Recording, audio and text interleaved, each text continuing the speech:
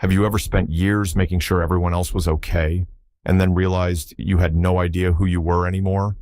Grace Walker didn't plan to disappear, she just kept saying yes. Yes to overtime. Yes to being the quiet helper. Yes to staying in the background while others shined. And somewhere between the meetings, the coffee runs, and the late nights alone, she faded.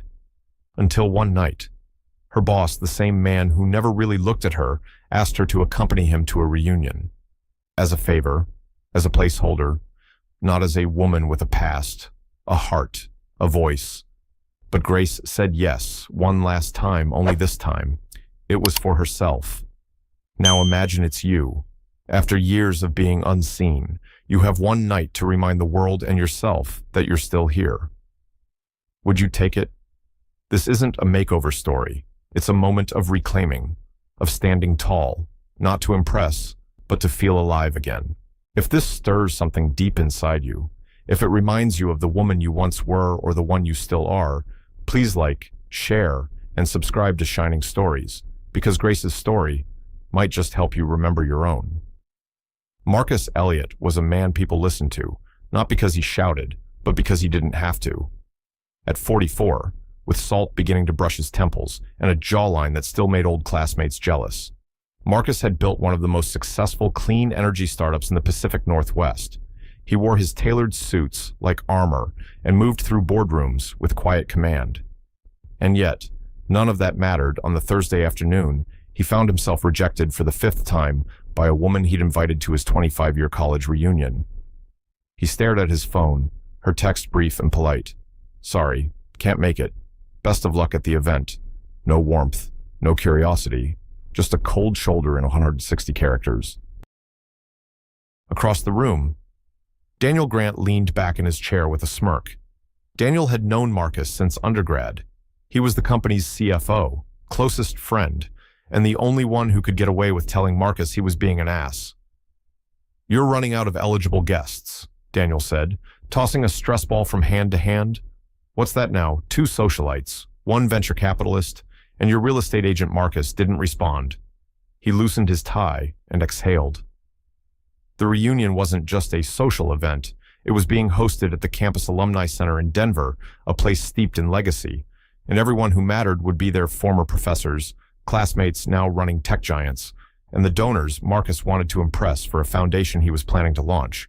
He needed someone on his arm who made him look accomplished, grounded, and most importantly, not alone. But none of the women he dated recently wanted to play accessory. And then, as if summoned by fate or folly, Grace Walker walked by his office door. She was carrying a stack of quarterly reports, her cardigan sleeves pushed up to her elbows, her chestnut hair pulled back in that same low bun she always wore. There was a small pen mark on the cuff of her blouse, and her sensible shoes made no sound on the floor. Grace had worked for Marcus for 3 years. She was punctual, discreet, excellent with foreign vendors, and knew how he liked his coffee without ever asking twice. But she was invisible, not unkind, not unattractive, just forgettable. In that way, people who try hard not to be seen often are. And that, Marcus thought, made her perfect. "Grace," he said. She stopped and turned, eyes calm but wary. "Yes, Mr. Elliott." Marcus nodded toward the guest chair. "Come in. Close the door." She obeyed without question, per usual, and waited silently for him to speak.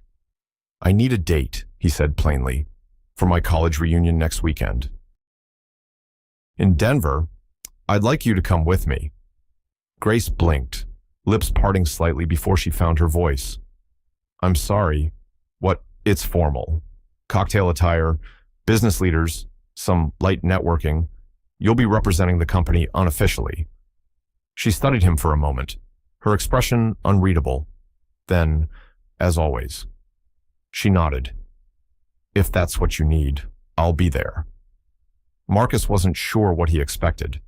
Maybe protest, embarrassment, gratitude.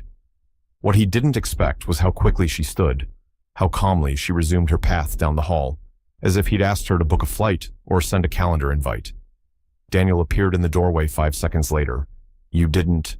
Marcus leaned back and swiveled in his chair. She's loyal, low drama, and she'll make me look like a generous employer. She's your assistant. She's a safe bet. Daniel frowned. Marcus, if this is some long-game joke, you better be sure you're the only one laughing when it ends. Marcus didn't answer, but he felt the weight of something shifting beneath the surface.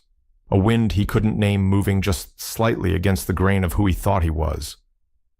He looked out the window toward the Seattle skyline. Somewhere beyond the glass, the world was spinning just as it always had. But inside, for the first time in a long time, Marcus Elliott had made a choice that didn't feel entirely like control. It felt like the beginning of something he didn't understand. Not yet. Grace Walker lived in a quiet world, not silent, but intentional. Her one-bedroom apartment in Capitol Hill, just east of downtown Seattle, sat 2 floors above a florist and directly across from a small bookstore with creaky wooden floors. It wasn't the kind of place you found on social media feeds. There were no marble countertops or curated gallery walls, just soft light, a kettle that whistled reliably at 7 a.m., and books stacked in uneven piles by the window. Every morning before the city stirred, she would water the fern hanging by the kitchen sink and feed the stray cat that waited near the fire escape.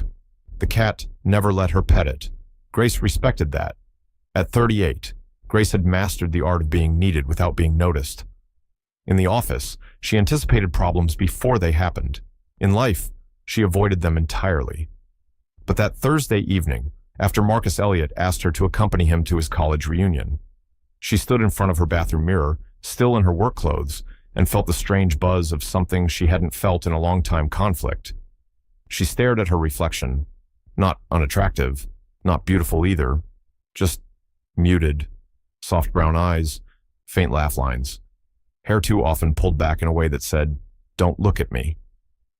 She unpinned her bun and let the waves fall around her shoulders. It made her look younger, and more like someone she used to be, years ago, before everything fell apart. Grace had a name that opened doors. Her father, Harrison Walker, ran a private philanthropic trust with ties to hospitals, orchestras, and museums across the state. Her mother sat on the board of the Arts Council. Grace herself had been groomed for a life of strategic luncheons and fundraising galas, but that was before the embezzlement charges, before the press, before the long, cold months when the phone stopped ringing and her parents' friends turned into ghosts. When the Walker name fell, Grace didn't fight to save it. She packed 2 suitcases, moved to Seattle, and started over.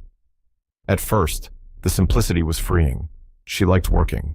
She liked the quiet. There was dignity in earning her place, in building trust one spreadsheet at a time. But somewhere along the way, she forgot what it felt like to be seen. Until today. She turned away from the mirror and walked to the window. Below, the bookstore lights were dimming, and the scent of roses from the florist drifted up through the evening air. She leaned against the glass, watching strangers pass by, wondering if Marcus had meant what he said, or if this was something else entirely. Why her? Why now? She remembered the way he'd looked at her, not cruelly, not kindly, just strategically, like she was a puzzle piece that happened to fit the space he needed filled.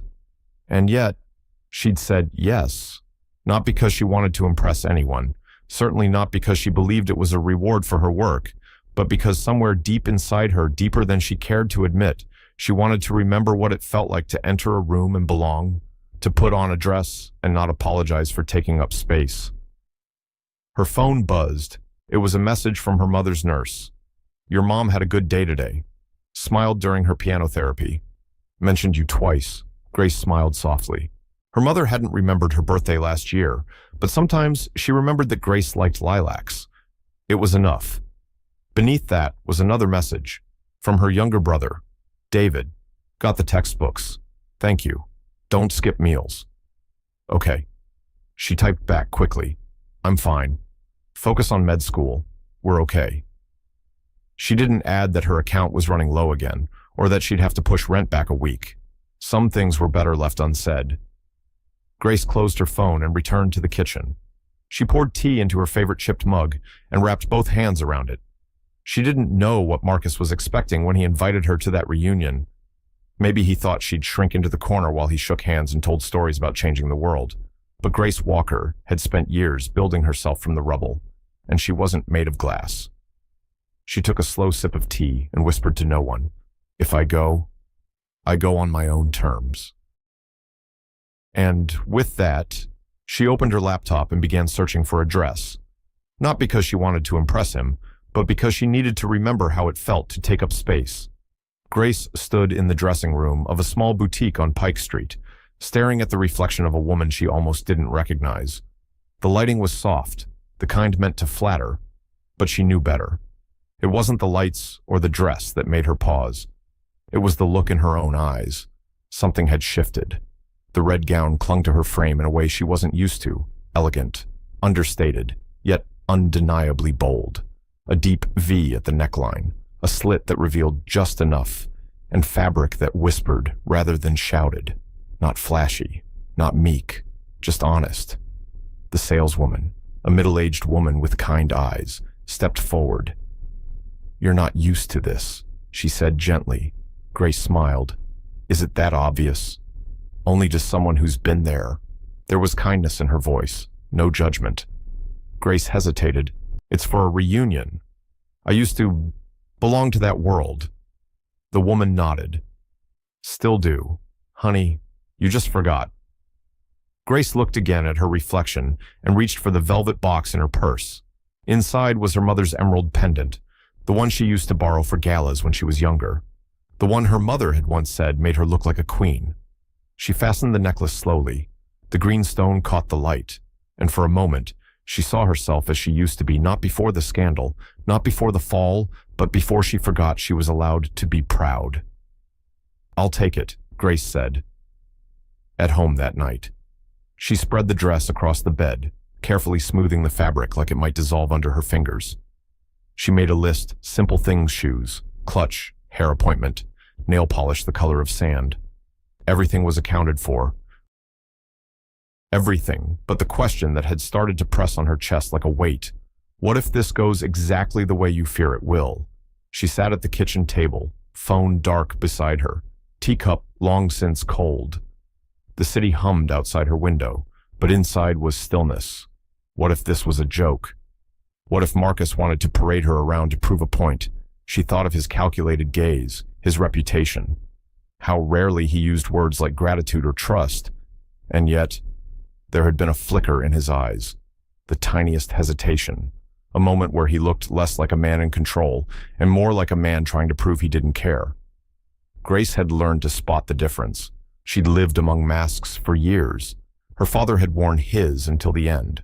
When the charges came, when the house was searched, when her mother's health began to crumble, he still smiled at dinner parties. And Grace. She'd stood by the piano, pouring wine with steady hands, pretending the world wasn't turning upside down. That night, when she left the family estate for the last time, she swore she'd never fake her way through another room again. But here she was, pulling old earrings from a box she hadn't touched in years, planning what lipstick might match her skin tone under ballroom lighting. She wasn't going to pretend this time. She was going to choose it. Saturday arrived with pale sunshine, the kind of morning that smelled like clean sidewalks and fresh bread. Grace took the afternoon slow, a hot shower, classical music playing from her speaker, her mother's perfume a gentle jasmine dabbed at her wrists. The stylist at the salon was surprised at how much hair she had hidden in the tight bun all these years. "You have such beautiful waves," she said. "Why do you hide them?" Grace smiled politely. "Habit."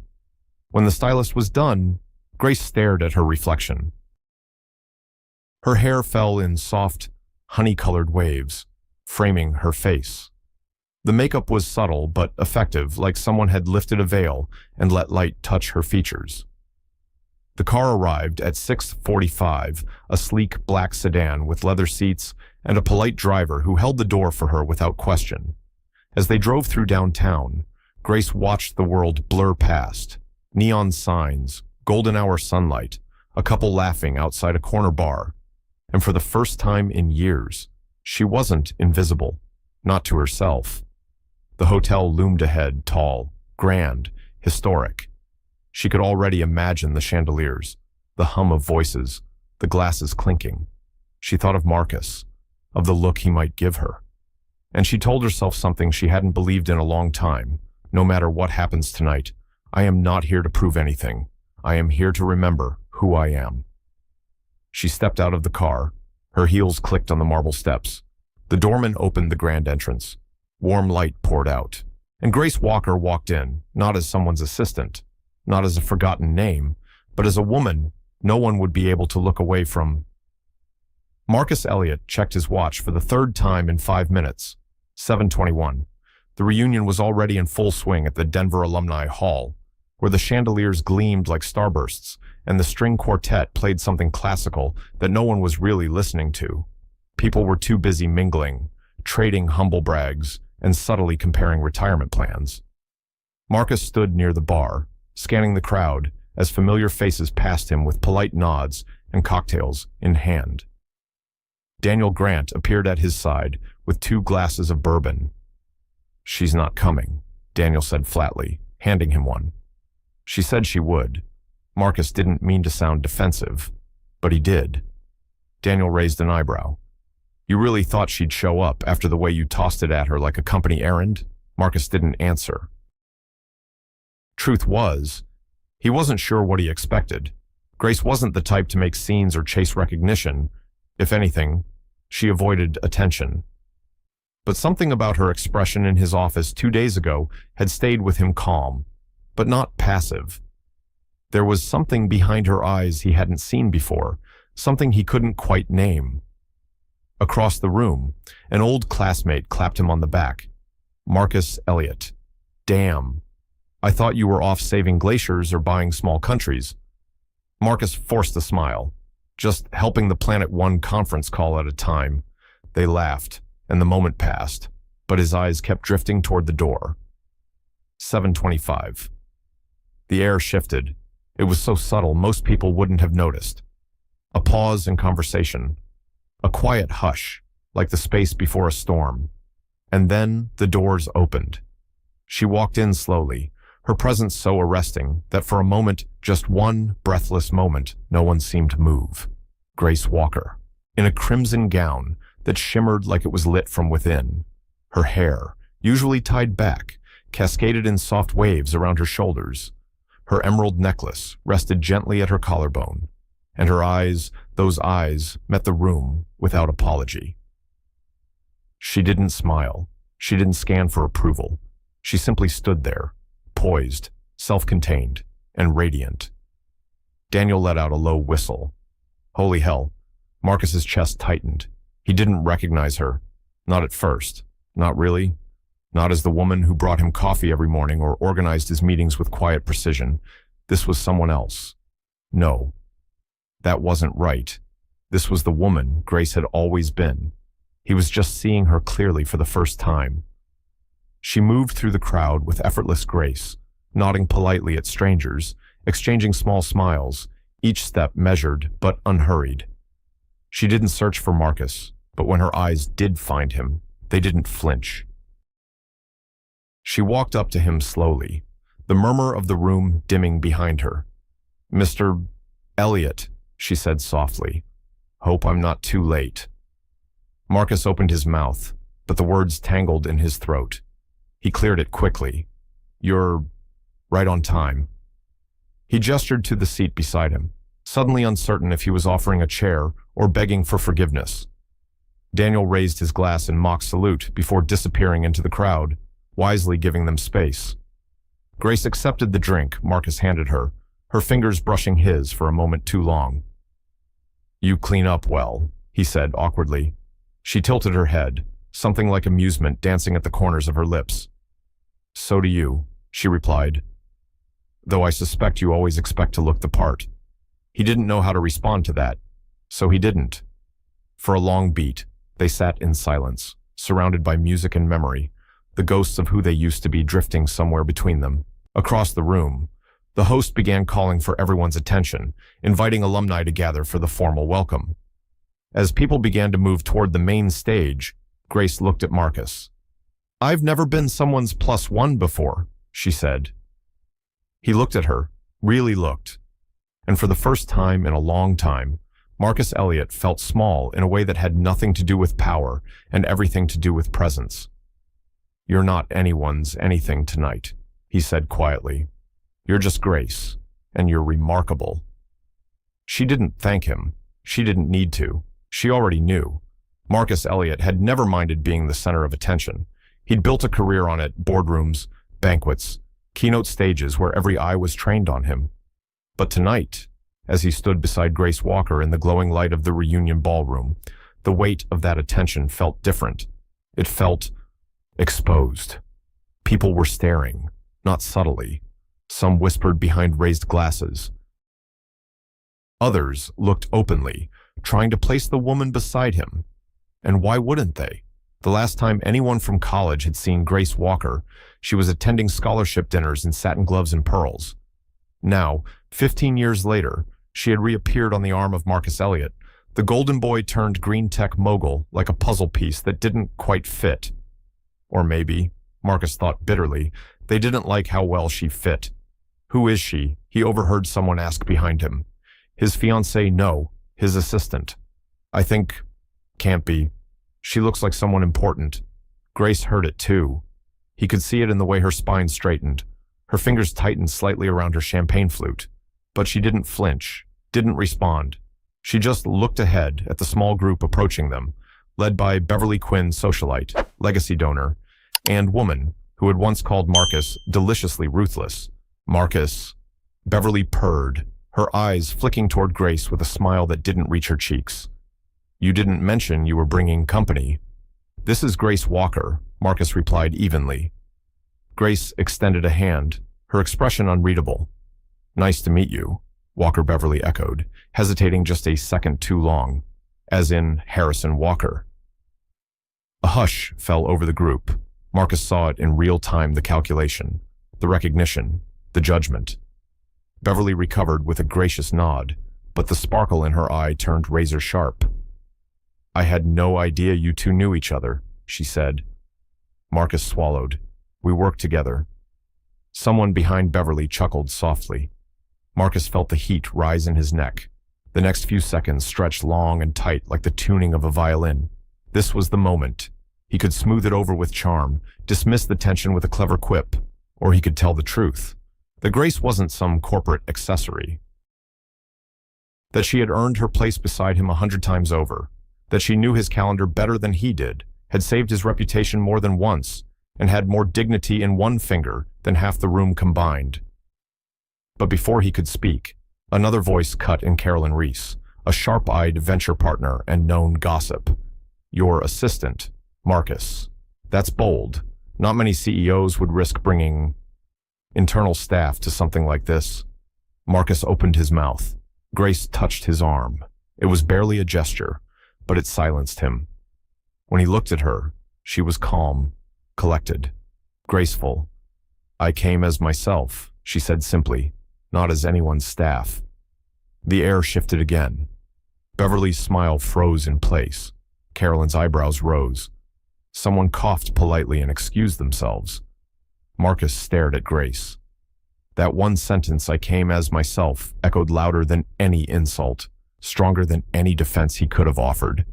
It was the kind of quiet strength that didn't need a spotlight. And suddenly, he felt ashamed. Ashamed that he had invited her with mixed motives, that he'd allowed the possibility of using her as a shield or worse, a story to tell, that he'd expected her to simply follow, to stay in the background like always. But Grace hadn't followed. She walked in on her own. And now the room wasn't laughing. Now, they were watching her with something else. Something closer to awe. Later that evening, as the jazz band played and the buffet line dwindled, Marcus stood by the bar again, nursing a drink he wasn't enjoying. Daniel leaned in, voice low. "So, you gonna tell them, or are you just gonna let her carry the weight of your cowardice?" Marcus didn't look at him. "What's there to tell?" Daniel gave him a long, unimpressed look. "That you brought her here to make a point, that you expected her to embarrass herself, and that she walked in and turned the damn place upside down." Marcus sighed. "I didn't expect that's the problem." You didn't expect her to be her. He said nothing. Across the room, Grace stood alone, talking to a retired professor with easy poise. Her laughter floated across the floor like something rare and warm. Marcus had the strange feeling he was watching someone walk out of a story they never belonged in and into one they'd written themselves. And suddenly, he didn't know how to follow. The ballroom shimmered with candlelight and conversations, the kind of place where things looked beautiful, even when they weren't. Marcus Elliott stood in a circle of familiar strangers, former classmates, donors, board members, men and women who still lived like they were 25, except now their mortgages wore nicer shoes. Beside him, Grace Walker held her glass with calm fingers, answering questions with practiced poise. She spoke when she had something worth saying. She smiled when it felt right, and still, the tension buzzed like static beneath the surface. She's stunning. Someone whispered, "Wait, that's his assistant, I mean." Wow. Who knew? Then came the comment that shifted everything. "Tell us the story," laughed Everett Nichols, a tech investor with an ego as wide as Colorado. "Where'd you find her?" "Marcus, a talent agency for hidden gems." The group chuckled. Marcus felt Grace's shoulders tense, just slightly. He should have stopped it. He should have said something. Instead, he smiled. "Grace works for me," he said lightly. "I thought it'd be enlightening to bring her along." The words weren't cruel, not on the surface, but they held a sharp edge beneath the polish. There was a beat of silence, and then laughter, quick, uncomfortable, but real. Grace's face didn't change, but her eyes did. She turned to him slowly, her voice so soft it barely reached his ears. "Enlightening," she repeated. And he didn't know why he couldn't walk it back, why he didn't say no, that's not what I meant. Why he let the moment pass like it meant nothing, because to her, it meant everything. Grace set down her glass gently on a marble-side table. "I'm going to step out for a moment," she said. Marcus reached for her arm. "Grace." She pulled away before his fingers touched her sleeve, and then she walked out of the room, alone. The laughter resumed like nothing had happened. But for Marcus, something had. Something small and invisible had snapped. Daniel found him 10 minutes later, still standing in the same spot, still staring at the door Grace had walked through. "That was harsh," Daniel said quietly. Marcus didn't look at him. "I didn't mean it like that, but that's exactly how it sounded." Marcus let out a breath. "She'll come back." Daniel's voice was harder now. "If she's smart, she won't." Marcus finally turned, anger rising at himself, at the room, at the way his words had landed like a knife instead of a compliment. "I invited her. I gave her this opportunity." Daniel stepped closer, voice low. "You didn't give her anything. She showed up in spite of you. And you." He shook his head. "You tried to make her small because you didn't know how to handle someone who doesn't need you to define her." The words stung because they were true. Outside, the wind picked up. Trees rustled just beyond the tall glass windows. Music drifted from the bandstand, soft and haunting. Marcus moved toward the exit, but Grace was gone. He didn't need a doorman to tell him. He could feel it. That night, in a hotel room filled with shadows and silence, Marcus sat at the edge of the bed, still in his tuxedo, his bow tie hanging loose around his neck. He stared at his phone for what felt like an hour. No texts, no missed calls. He wanted to say something. Anything. But there are moments you don't get back. Words you can't unsay. And people you can't just apologize to, not because they won't forgive you, but because they've already learned to walk away from what doesn't honor them. He closed his eyes, and for the first time in years, Marcus Elliott felt not powerful, not in control, just alone. Monday morning came quietly.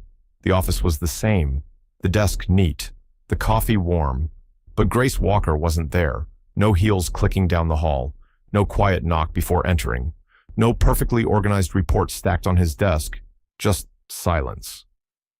Marcus Elliott sat at his glass-topped desk, staring at the empty chair across from him. He told himself she was taking the day off, that she needed rest after the gala, that maybe after the sting wore off, she'd walk through the door and nod her usual nod, calm, composed, like nothing had happened. But Grace didn't come in Monday or Tuesday. By Wednesday, Marcus started noticing the gaps, meetings missed, contracts disorganized, a confused intern handing him coffee with the wrong milk and too much sugar.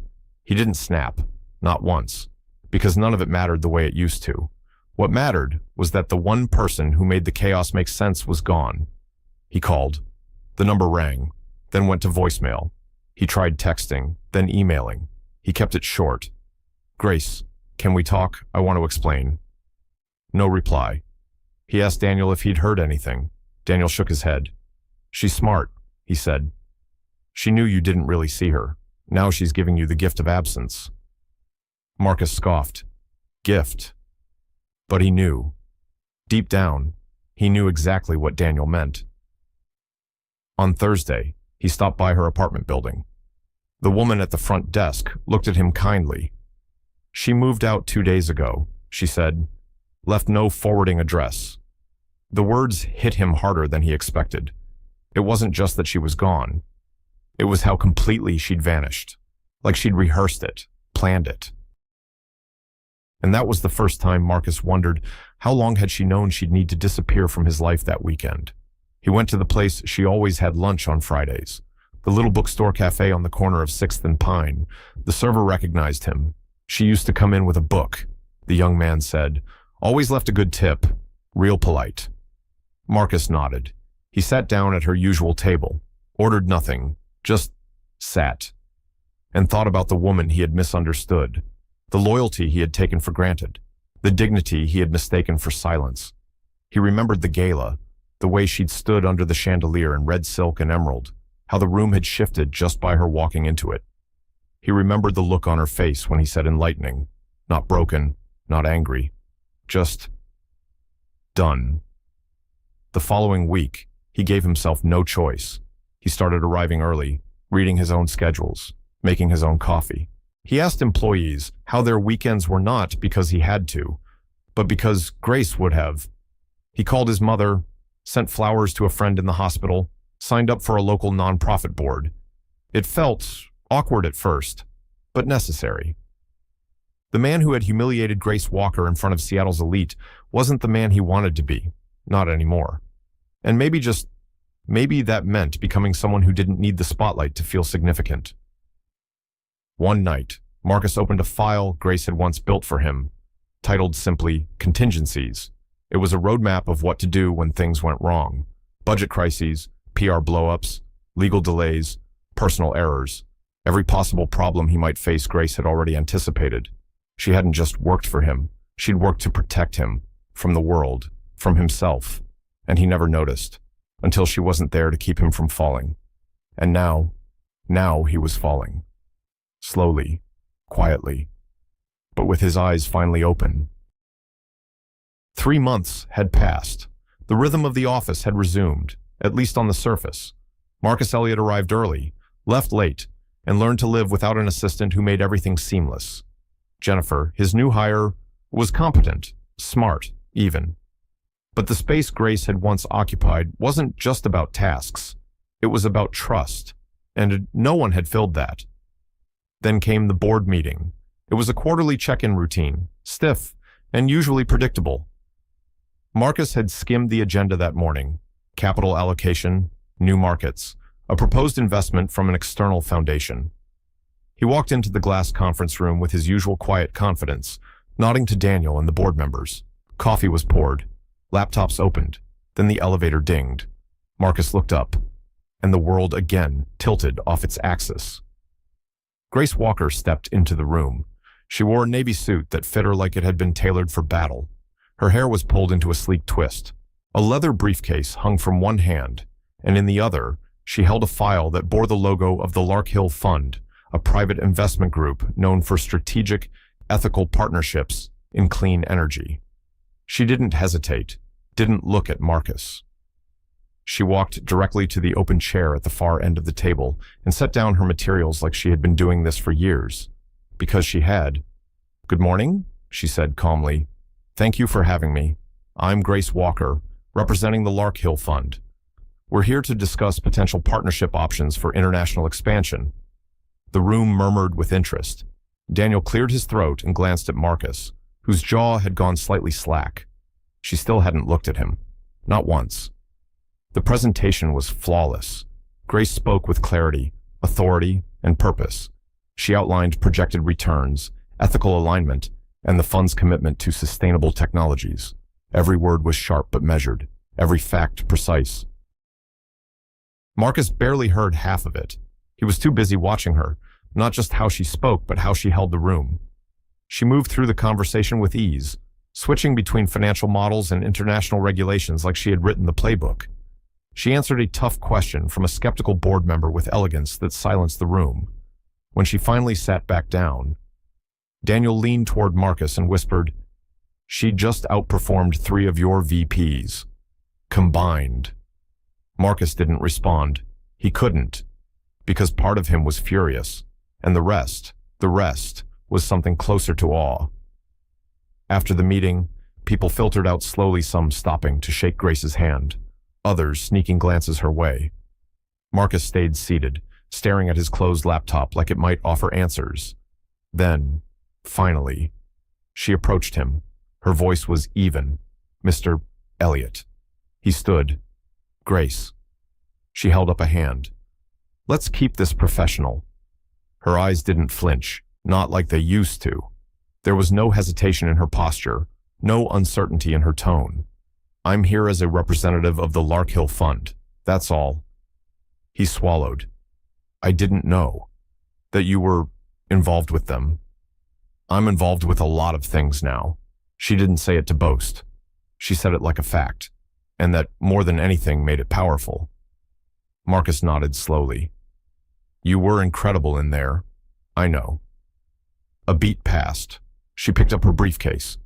"Have a good afternoon, Mr. Elliott." And just like that, she walked out, leaving Marcus with nothing but a hollow space in his chest where certainty used to be. Later that night, Marcus stood in his office, looking out over the city lights. He thought about the woman who used to schedule his meetings and quietly refill his water glass, the woman who now walked into boardrooms and changed the conversation. He had asked her to join him once, as a placeholder. She had returned, not for him, but as his equal. No, his superior. And for the first time in a long time, Marcus Elliott didn't know how to catch up. The meeting was scheduled for Tuesday at 10 a.m. Marcus had barely slept the night before. He told himself it was just business, just another stakeholder call. But no amount of logic could quiet the pulse in his throat when he saw her name on the invite list again. Grace Walker, Senior Advisor, the Lark Hill Fund. The same woman who used to sit silently outside his office now held the power to approve or kill his company's next global venture, and she knew it. The video call started right on time. Grace appeared on screen in a pale gray blazer, her expression unreadable, eyes calm and clear. The background behind her was minimal sunlight, books, a vase of fresh-cut lilies. It suited her, professional, elegant, distant. "Morning, everyone," Daniel said, trying to set the tone. "Let's get started." The first 30 minutes were all numbers, slides, market analyses, risk assessments. Grace asked pointed questions, her voice precise, controlled. Marcus watched, silent. He waited for her to look at him. She never did, not once. After the meeting ended, she stayed on the call. So did Marcus. There was a pause. He spoke first. "Grace." She nodded. "Marcus." Her voice was civil, nothing more. "I didn't know you were joining the call. I was asked to step in by the fund's directors. It's temporary." He looked down at his desk. "You were good today." She gave a tight smile. "I always was. You just never noticed." The words landed sharper than expected. He looked up. "I noticed," he said. She tilted her head. "After you humiliated me." A long silence. He exhaled. "I was trying to fit you into a room that wasn't worthy of you." Grace blinked slowly. but her face didn't soften. That's not how it felt. I know. Another pause. He leaned forward. I thought I was protecting you from them. From the way they look at people who don't belong. But maybe I was just protecting myself. She let out a breath that wasn't quite a sigh. I didn't need your protection, Marcus. I needed your respect. He nodded. I'm sorry. She studied him. The apology hung in the air, not grand, not rehearsed, just real. For the first time since Denver, her voice softened. I know, she said, but softness didn't mean surrender. She adjusted her blazer, her tone shifting back to neutral. We'll review the expansion proposal and get back to you by Friday. He nodded. Of course. She reached for the mouse. Goodbye, Marcus. He opened his mouth, but she ended the call. The screen went black. Marcus sat in the stillness, heart pounding. There were no raised voices, no dramatic exits, just two people sitting across a cold divide of consequence. But he felt something shift, a door not quite opened, but no longer closed. The air in Boulder carried a certain kind of silence. It wasn't the absence of noise, it was the presence of stillness. Grace Walker hadn't returned in years, not since the headlines, not since the name Walker had fallen from whispered admiration to public scandal. But on this cool September afternoon, she stood on the edge of the old property, her heels sinking slightly into the soft ground, as if the land itself remembered her weight. The Walker estate was long sold. The stone house now belonged to a retired couple who ran an organic vineyard. The roses her mother once tended had been replaced by rows of lavender, but the tree remained, an old oak, at the back of the hill, bent, weathered, still standing. The memory tree, her mother had called it. They used to tie ribbons to its branches on birthdays and graduations, each one representing a hope, a prayer, a promise. Grace hadn't tied one in over a decade. Today, she came with nothing in her hands but the past. She walked slowly, the wind threading through her coat, her scarf catching against her neck like a memory. The air smelled of damp soil and sunlight on bark. At the base of the tree, she sat down on the low stone bench her father once had installed. It was cracked now. Time didn't ask permission to move on. Grace closed her eyes. In the stillness, it came back in pieces. Her mother's laughter during summer garden parties, the sound of piano drifting through the open windows, her father's voice before he lost it to lies and headlines, and herself, at 17, reading books beneath this tree, dreaming of the world. She opened her eyes slowly. There was no grief in her expression. Only distance, like a photo you know by heart, even if the frame is gone. She pulled from her coat pocket a small piece of ribbon, green satin. She hadn't meant to bring it, but it was there. She tied it quietly to the lowest branch. No ceremony, no whispered wish, just the motion of letting something go. Not forgiveness, not yet, but maybe the beginning of it. Back in town. Grace stopped by the old bookstore cafe where she once worked summers. The same man owned it, though older now, with grayer hair and slower steps. He recognized her instantly. You're taller, he smiled. I'm stronger, she replied. He nodded as if he already knew. Over tea, they spoke little. Some silences don't need filling. Before she left, he said, that tree still holds every ribbon. She smiled softly. Even the forgotten ones, especially those. That night, in a small rental overlooking the edge of Boulder Creek, Grace stood by the window and watched the stars blink alive above the mountains. She thought of Marcus, not with anger, not even with regret, but with the awareness that some people didn't mean to hurt you. They were just too wounded to see where you ended and they began. He had apologized. That mattered. But it didn't mean she owed him anything. Grace Walker had spent too long bending herself to other people's stories. She wasn't going to do that anymore. She whispered to the glass, voice barely audible over the breeze, I'm allowed to come home to myself. And somewhere, deep inside her chest, something uncurled, something soft, something warm, hope. maybe, or peace, or just the quiet knowledge that she could love herself better than anyone ever had before. The email was short. Grace, I'll be in Boulder next week for a sustainability forum. No expectations, no pressure. But I'd like to see you, even just for coffee. M. He hovered over send for a full minute, then tapped the key and leaned back in his chair like he'd dropped something heavy off his chest. He didn't expect a reply. He didn't deserve one. But she answered the next morning, Tuesday, 4 p.m., Flatiron Trailhead Cafe. Nothing more. No greeting, no signature, just coordinates. But it was enough. Marcus arrived 10 minutes early. It wasn't like him, but nothing about this part of his life felt familiar anymore.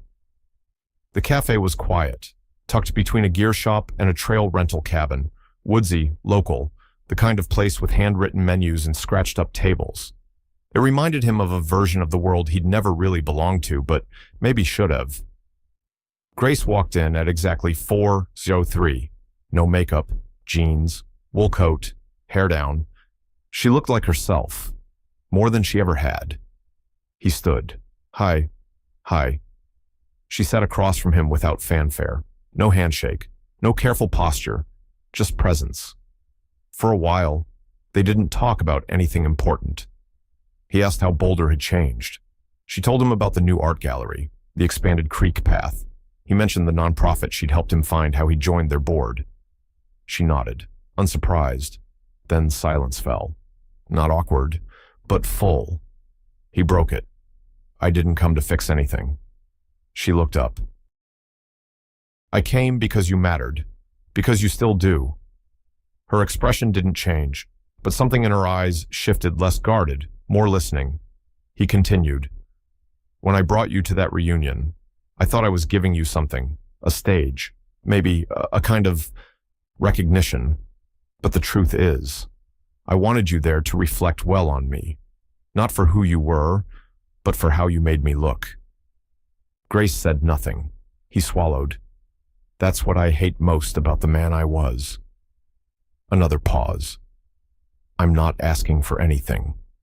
Grace, not forgiveness, not a second chance, just the chance to stand in front of you without hiding. She looked at him carefully. You hurt me. I know, not just with what you said, with what you didn't say. All those years. Marcus nodded. You were right. I didn't see you.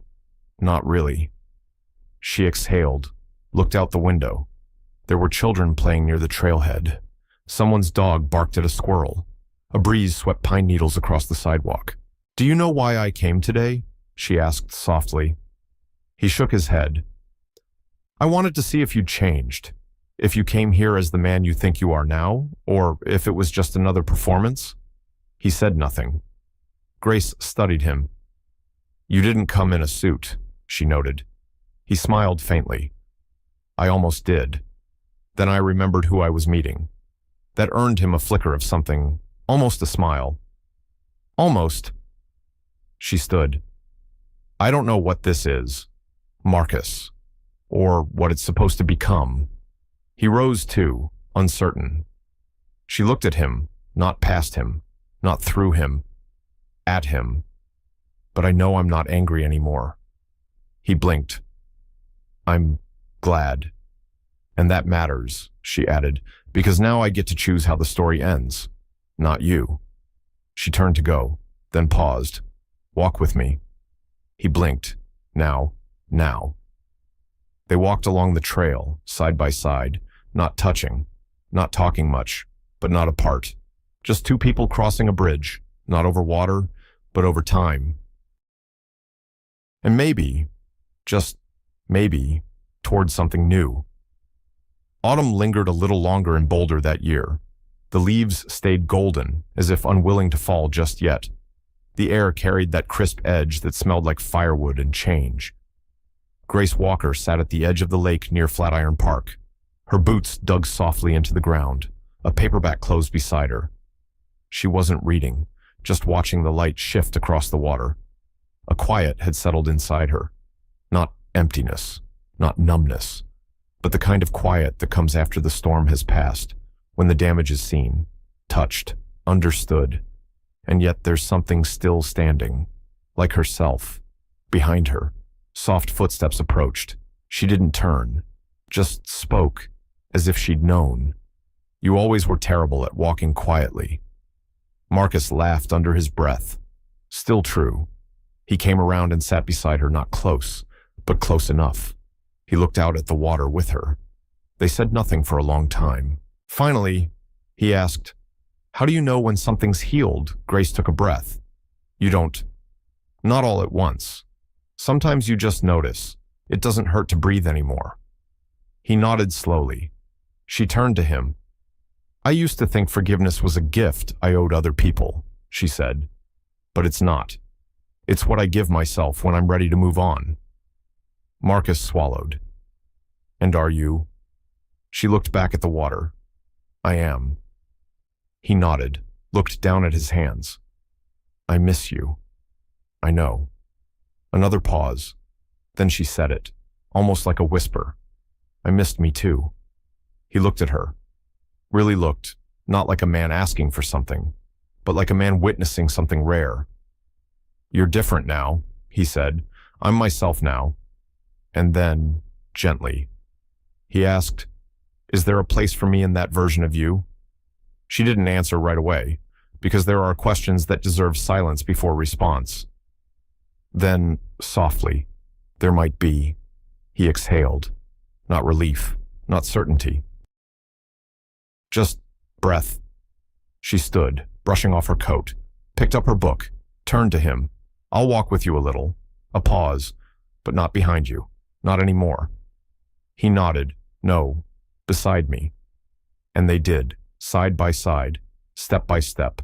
No promises, no labels. Just the quiet answer that sometimes the best kind of love is the kind that doesn't try to fix you. It just sees you and stays. Maybe the most painful kind of silence is when someone sees you every day but never really sees you.